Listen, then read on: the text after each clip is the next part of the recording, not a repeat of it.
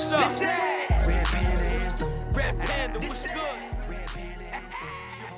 There's been plenty of talk about earnings, and I'm glad you just said the word earnings because a lot of times we tell people be careful when trying to trade on earnings because we can see a company like Apple have $100 billion quarter and the next day the stock goes down by 2 to 4%. But there's been a lot of talk about earnings, particularly going into obviously we're in the fourth quarter, but the earnings for the third quarter, right? For the first two, we've seen growth in a lot of companies. But there's a lot of speculation that this will be an indication of where the market is right now. Can you talk about the importance of the third quarter's reports? I think it's going to be really important. I think the guidance. So what I do with earnings is something different from what you guys do. You guys do earnings to see where stocks are going and valuations. I listen for the earnings for economic information. That's how I listen to it. I want to hear, are companies hiring or firing? Are they cutting back on expenses? Are they cutting back or going forward with investments? And of course, what their outlook is. I listen to the consumer reports, the consumer staples for what they're saying about the consumer and the health of the consumer. So I do a lot of work with the earnings stuff to hear what they're saying about the economy, because it's kind of like, frontline stuff. These guys have direct contact with the information and the data that I'm trying to figure out. It's a debate that I don't know that I have a strong opinion about, but I do think that the market, if the bond market is in part incorporating a recession into its own thinking, I think it's fair to say the stock market probably has that in there somewhere too. I think that if we had a recession where GDP declined by 2%, I don't think the stock market would be surprised by that. And I don't think that the earnings that would result from that 2% contraction would be that much of a surprise. In other words, the markdown in earnings. So I think there's going to be some markdowns that are coming. It's very important right now as we come in. These third quarter earnings are also going to set us up for the Christmas season, which of course is very important for retailers and the broader economy. So I'll be listening real closely. It's very significant to follow it, but be a little careful because one of the things that people do is they jump off of a big company's earnings and they make conclusions about the whole economy or the whole market or the whole sector from a single company. FedEx did badly, but what did that mean for UPS? Everybody wanted to say the whole world was going to hell in a handbasket because FedEx's earnings were bad. That wasn't necessarily true. Walmart can have a bad quarter. Maybe it over-ordered, but that doesn't mean Costco is also. So gather all the information, look at the macro data, and then look at the individual data from the companies. That'll give you a fuller picture of what's happening. Just be a little careful to jump off of. The market likes to do that. The market likes to jump off of Walmart and say the whole economy sucks or the whole economy is great. It likes to jump off of Apple. Of course, these marquee companies do help us out a lot, but sometimes the story is specific to the company. My final question for you. What is the greatest piece of advice that you've received personally and professionally? So I want to say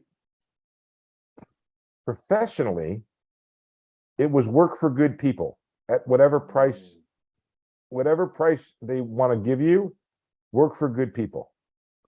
And that's something that's been, it's served me well my whole life.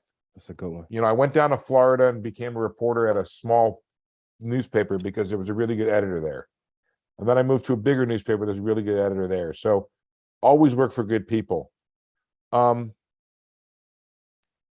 Professionally, somebody asked me earlier about books that I read. And have you guys ever read this book, Against the Gods by Peter Bernstein? It's The Remarkable History of Risk. No. It's a really cool book. And I don't know that there's professional investment advice in it, but it explains risk and explains how mankind learned to sort of calculate it and think about it, because I don't think enough people incorporate risk assessment into their investment. Like, when something is going to return 20% versus something returning 10%, why is that 20% out there? Well, you think that the market has adjusted for that risk, that 20%, it's a double return. Well, essentially because the risk is double. Yep. So if you read this book, it's a very entertaining book and it's a really easy read. And by the way, anything written by Peter Bernstein is fantastic. He wrote about gold. And that book has always stuck in my brain as something that said, okay, it's one thing to know what the return is on something, but another thing to do what's called risk-adjusted return. And people need to think that through. We've talked about that tonight. The idea of assessing a stock versus the return in the treasury market against the risk-free. Well, you know, you can go and get a mortgage bond, and that will be a somewhat higher return, but is the risk well adjusted? And then you ask yourself this question.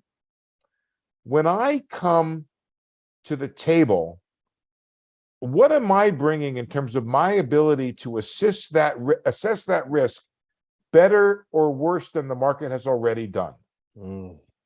So are you smarter than the market because you know something? Like, for example, let's say, you know, a sweatshirt that has assets over liabilities is selling for, you know, for $10 out there, and all of a sudden they're out there for $5. Well, wait a second. Do you know you can sell those for $10, or has the market made the right choice? And the bigger question is, am I going to get one of those sweatshirts from having been on this show? Yes. Absolutely. Yes. Absolutely. Welcome to alumni. Yes. Yes. I really like them.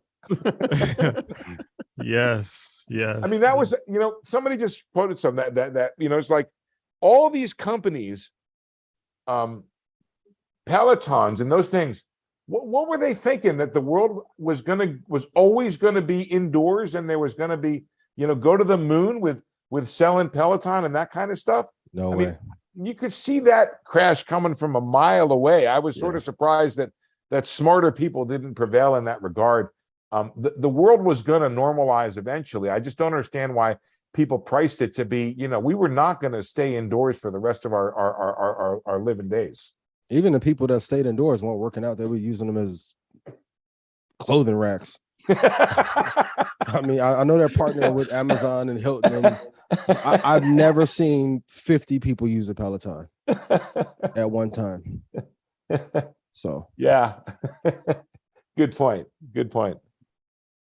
Well, Steve, it's been a pleasure. Thank you for joining us.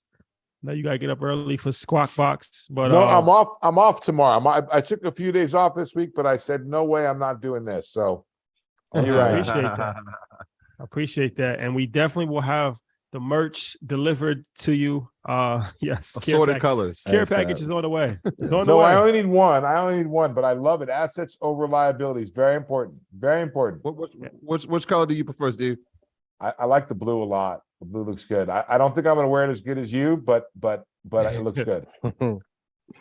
We got. I appreciate you. We got to sit down and have drinks, man. I appreciate you. You're one of my favorite voices on CNBC. Thank you so much. I really enjoyed this. Great questions. Thank you, Steve. Appreciate it. Appreciate Talk you. soon, guys. All right. Have a good night, man. Bye-bye. This that Red Panda Anthem. Ian, what's up? This that